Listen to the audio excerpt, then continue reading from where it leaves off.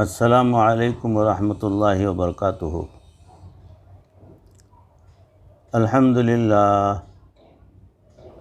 للہ نحمده ونستعینه ونستغفره ونؤمن به ونتوکل علیہ ونعوذ باللہ من شرور انفسنا ومن سیئات اعمالنا، من يهده الله فلا مضل له ومن يضلله فلا هادي له، ونشهد أن لا إله إلا الله وحده لا شريك له، ونشهد أن سيدنا ومولانا محمدا عبده ورسوله أرسله بالحق بشيرا ونذيرا وداعيا إلى الله بإذنه وسراجا منيرا، أما بعد، قال النبي صلى الله عليه وسلم: لم يشكر الناس لم يشكر الله، صدق الله مولانا العظيم۔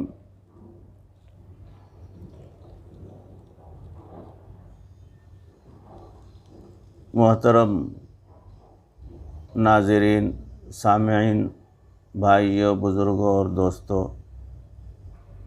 اور معزز ماں بہنوں، جیسے کہ آپ کو پتہ ہے موضوع چل رہا ہے سکون کی تلاش۔ مومن کے لیے، مسلمان کے لیے خصوصاً سکون کی تلاش چاہیے تاکہ قلبی اطمینان بھی ہو اور عبادتوں کے اندر یکسوئی رہے اور متوجہ کے ساتھ جو ہے بندہ اپنی عبادت کے اندر لگا رہے، جڑا رہے۔ اس کے لیے اس کو سکون کی بہت زیادہ ضرورت ہوتی ہے، ورنہ ذہن پراگندہ ہوتا ہے اور عبادتیں صحیح ڈھنگ سے ادا نہیں کر پاتا، اور عبادتوں کے اندر جو ہے کئی قسم کے خیالات دل و دماغ کے اندر پیدا ہوتے رہتے ہیں، جس کی وجہ سے اخلاص ختم ہو جاتا ہے اور عبادتیں ناقابل قبول ہو جاتی ہیں۔ لہٰذا انسان کو جو ہے سکون کی تلاش کرنی چاہیے۔ اسی موضوع پر سلسلہ چل رہا تھا، اس کی یہ اگلی کڑی آپ کے روبرو پیش کرنے کی سعادت حاصل کرتا ہوں کہ فرمایا سرکار دو عالم صلی اللہ علیہ وسلم نے کہ جو انسان دوسرے انسانوں کا شکر ادا نہیں کرتا، گویا وہ اللہ کا شکر ادا نہیں کرتا۔ جو شخص انسانوں کا شکر ادا کرتا ہے اسے اللہ رب العزت کا شکر ادا کرنے کا موقع بھی فراہم ہو جاتا ہے۔ لہٰذا ہمیں چاہیے کہ باقاعدہ اللہ کے بندوں کے شکر ادا کرنے کے اندر کمی اور کوتاہی نہیں کرنی چاہیے۔ حضرت خواجہ فضل علی قریشی رحمۃ اللہ علیہ فرماتے تھے کہ جس قلب پر وہ اپنی انگلی کو لگاتے تھے، ٹچ کرتے تھے دل کی طرف انگلی، شہادت کی انگلی سے، اور اللہ اللہ کہتے تھے، تو اس دل کے اندر جو ہے بندے کے اللہ اللہ جو ہے قدرتی طور پر شروع ہو جاتا تھا، اور ہر وقت وہ بندہ جو ہے دل سے اللہ اللہ پکارنے لگتا تھا۔ یہ اولیاء اللہ کی گویا بڑی کرامت ہے کہ بندوں کو اللہ کی طرف مبذول کرانے کے لیے، توجہ دلانے کے لیے ان بزرگوں کی بڑی کوشش اور محنت ہوتی ہے۔ لہذا حضرت جب بھی ہم نے اتنی بات کہی تو حضرت ہمارا مقصد سمجھ گئے، چنانچہ حضرت رحمۃ اللہ علیہ نے فرمایا کہ میں تمہیں بات سمجھاتا ہوں۔ حضرت رحمۃ اللہ علیہ نے فرمایا کہ جب شیخ قلب پر انگلی رکھ کر اللہ اللہ کی ضرب لگاتا ہے تو ایک نور اس بندے کے قلب کے اندر آ جاتا ہے، یہ اللہ کی جانب سے۔ اس کے بعد اگر اس کا تعلق شیخ کے ساتھ نہ بھی رہے، اس نے معمولات نہ بھی کیے اور اسی طرح غفلت کی زندگی گزارتا رہا، تو بھی موت کے وقت جب بالکل آخری وقت آنے لگتا ہے تو اس وقت ایک لمحہ ایسا بھی ہوتا ہے کہ جب اس آدمی کی آنکھوں کے سامنے آخرت کے مناظر بھی کھلنے لگتے ہیں اور دنیا بھی اس کے سامنے ہوتی ہے۔ آہستہ آہستہ وہ دنیاوی جو ہے چیزیں اوجھل ہو رہی ہوتی ہیں، تو اور آخرت میں اس کے مناظر سامنے آ رہے ہوتے ہیں، مگر ایک لمحہ ایسا بھی ہوتا ہے کہ جب آخرت کا منظر بھی آ جاتا ہے اور دنیا کے بھی اثرات ابھی موجود ہوتے ہیں، یہ ایک ایسا لمحہ ہوتا ہے کہ ادھر تو موت کے مناظر کھل کر سامنے آ چکے ہوتے ہیں اور ادھر ابھی کچھ یاد باقی ہوتی ہے۔ عین اس وقت جب کہ وہ بندہ جس نے کسی شیخ سے اللہ اللہ کی ضرب لگوائی تھی، جب وہ باوجود غفلت کی زندگی کہ وہ اس لمحے کو پہنچتا ہے تو بزرگوں کے اللہ اللہ کہنے کا نور واضح ہو جاتا ہے، اور اس نور کی برکت سے اللہ تعالیٰ اسے کلمے پر موت نصیب فرما دیتے ہیں، الحمدللہ۔ اس لیے جو معمولات آپ کو بتائے جاتے ہیں ان کو آپ باقاعدگی کے ساتھ اگر کریں اور خود اس کی برکات دیکھیں، ڈاکٹر کو تو یہ کہنے کی ضرورت پیش نہیں آتی کہ تم ٹھیک ہو رہے ہو، یہ تو مریض خود بتا سکتا ہے کہ اب میں ٹھیک ہو رہا ہوں۔ ہمارے مشائخ کا بھی یہی طریقہ ہے، وہ خود کچھ نہیں کہتے ہیں بلکہ منسلک ہو جاتے ہیں، ہونے والے خود بتاتے ہیں کہ اب میری زندگی میں تبدیلی آ رہی ہے، میں اپنے آپ کو پہلے سے زیادہ اچھا محسوس کر رہا ہوں، میرے اندر اب نیکی کا شوق زیادہ ہو رہا ہے اور میں فلاں فلاں گناہ چھوڑ چکا ہوں۔ اس لیے خانقاہوں میں مشائخ جو اللہ اللہ کرواتے ہیں، اس کے بارے میں یہ ذہن میں نہ رکھیں کہ یہ تسبیح پڑھواتے ہیں اور عدد پورے کرواتے ہیں، نہیں، ظاہراً تو عدد پورے ہوتے نظر آ رہے ہوتے ہیں، جبکہ حقیقت میں زندگیوں کے بدلنے کا سلسلہ چل رہا ہوتا ہے۔ وہی بات یہ ہے کہ جی بہت سی خانقاہوں پر آج کل رسمی پیری مریدی کا سلسلہ چل رہا ہے، تو پھر یہ تو ہر شعبے میں ہی پہلے زمانے میں جیسے جیسے عالم تھے، کیا آج کل کے دور میں ان جیسے عالم ملتے ہیں؟ نہیں، کوئی کہیں کہیں ملتا ہے۔ اسی طرح پہلے زمانے میں جیسے مشائخ تھے ویسے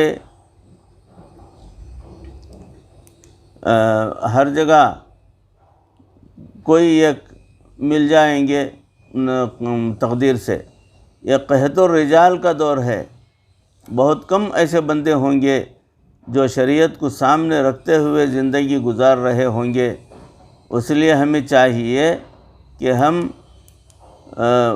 متبع شریعت اور سنت مشائخ کے ساتھ خود بھی منسلک ہوں اور اپنی اولادوں کو بھی منسلک کریں۔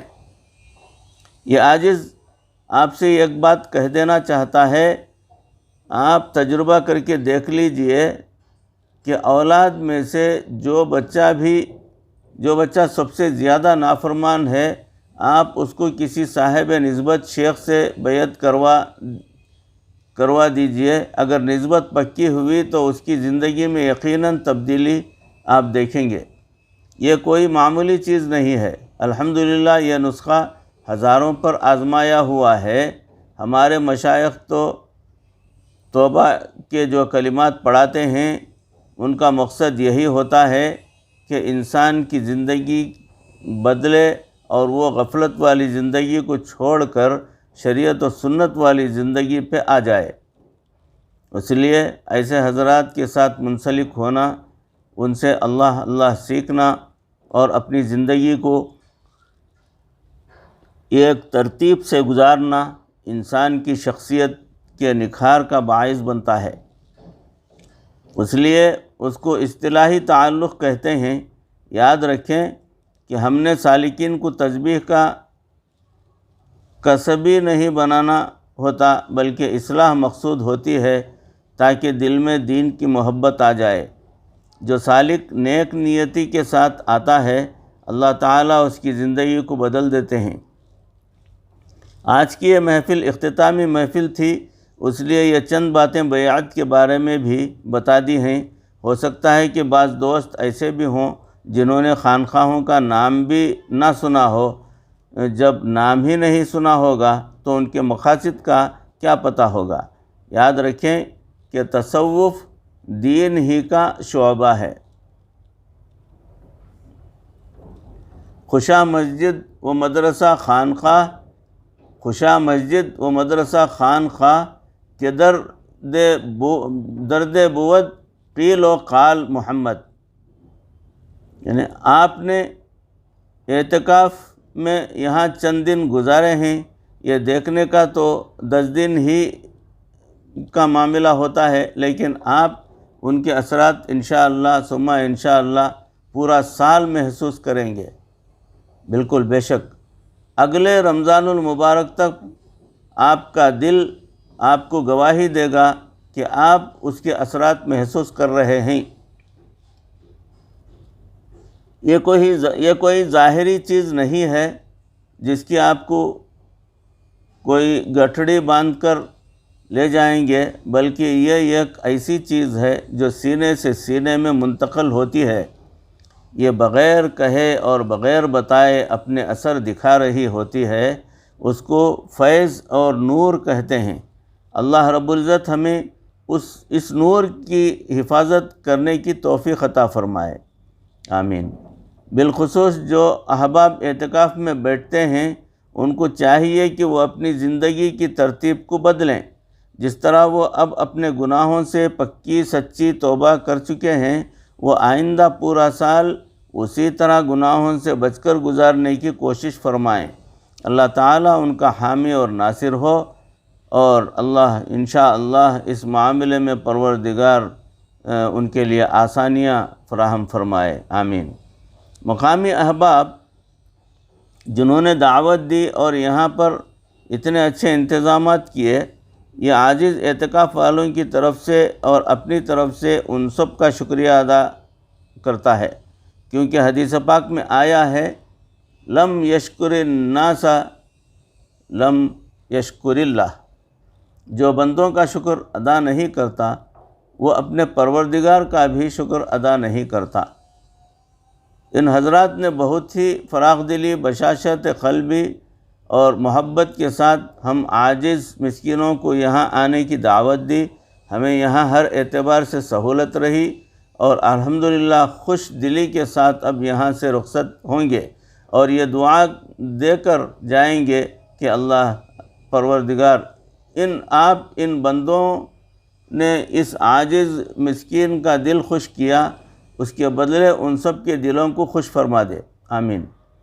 مستورات میں سے جنہوں نے بیعت کی، ان کے مردوں کی خدمت میں گزارش ہے کہ وہ ان کو معمولات کے لیے یاد دہانی کرواتے رہیں، بلکہ یاد رکھیں کہ اگر خاوند نیک ہو تو عورت کا مرشد وہی ہوتا ہے، لیکن مصیبت یہ ہے کہ آج کل خاوند الٹا اس کی دینداری میں رکاوٹ بنے ہوئے ہوتے ہیں۔ اگر بیعت ہونے والی مستورات پہلے پردہ نہیں کرتی تھیں اور اب انہوں نے پردہ کرنے کا ارادہ کر لیا ہے تو ان کے لیے رکاوٹ نہ بنیے گا۔ ایسا نہ ہو کہ آپ ان کے لیے رکاوٹ بنیں۔ اب تو وہ بیانات سن کر یہ ارادہ کر چکی ہیں، اس لیے اب ان کو آپ کی سپورٹ چاہیے۔ لیکن اگر آپ نے ہی کوئی ادھر ادھر کے کامنٹس جو ہے پاس کرنے لگے تو شیطان محنت کرے گا اور اس کو بگاڑنے کے لیے پورا 1 سال مل جائے گا، اس 1 سال میں وہ اس عورت کو پل ڈاؤن کر دے گا۔ جن مستورات نے گھروں میں کھانے بنانے، راتوں کو جاگنے اور دنوں میں بیانات کے لیے بھاگ دوڑ کی، ان کو بھی اللہ رب العزت جزائے خیر عطا فرمائے، کیونکہ اتنے مہمانوں کو رمضان المبارک کے دنوں میں سحری و افطاری کا کھانا پہنچانا واقعی قابل صد آفرین بات ہے۔ اور صرف ایک ہی کھانا نہیں بلکہ ماشاء اللہ کئی کھانے ہوتے تھے۔ اس میں مزے تو ہم مہمانوں کے ہوتے تھے، مقامی احباب تو فقط چائے سے افطاری کرتے تھے اور باقی سب کچھ ہمارے لیے ہوتا تھا، اور ہم بھی بڑے خوش تھے۔ ایسے اچھے میزبان کہاں ملیں گے؟ بہرحال اللہ تعالیٰ سب کو جزائے خیر عطا فرمائے۔ جس نے جس نیت کے ساتھ جو خدمت کی، اللہ تعالیٰ ان سب کی نیک نیتوں کے مطابق ان کے ساتھ خیر کا معاملہ فرما دے۔ اور جو ماں باپ اپنی اولاد کے بارے میں فکر مند ہیں، ہم دعا گو ہیں کہ اللہ تعالیٰ ان کی اولادوں کو نیک بنائے اور ان کی آنکھوں کی ٹھنڈک بنا دے، آمین۔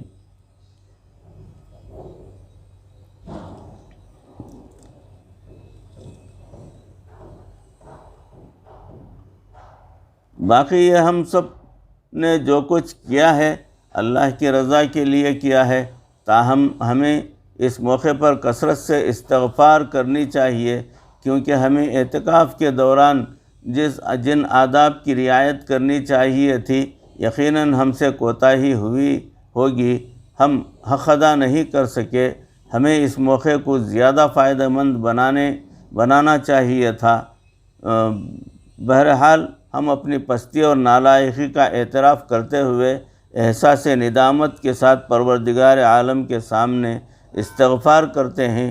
ہمارے کسی قول اور فعل سے کسی کا دل دکھا ہو، یا اگر کوئی گناہ سرزد ہوا ہو، یا کوئی بات اللہ کو ناپسند آئی ہو، تو ہم ان سب سے توبہ کرتے ہیں اور اس وقت یہ دعا مانگتے ہیں کہ اے اللہ ہماری کوتاہیوں پر نظر نہ ڈالیے گا، بلکہ اپنی رحمت کے خزانوں کو دیکھیے گا، اور ہماری خالی جھولیوں کو دیکھ کر ان کو بھر دیجیے گا۔